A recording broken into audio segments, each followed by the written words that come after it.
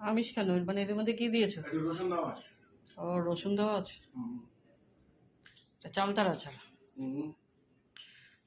এটা যদি একজন দেখে এই ভিডিওটা, তাহলে আর রক্ষা নেই। আমি তো আজ কড়াই এরকম চেঁচে খাবো কি করে? আমার এরকম আচার একটু হলে রুটি দিয়ে, গরম গরম রুটি দিয়ে খুব ভালো লাগে খেতে। রুটি খাবে, রুটি দিয়ে রাত্রেবেলা গিয়ে রুটি করবো, রুটি দিয়ে খাওয়া হবে। চালতার আচার।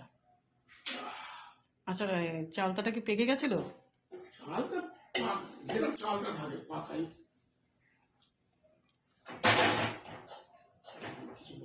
এটাকে কাচের ডিব্বাতে রেখে রাখতে হবে।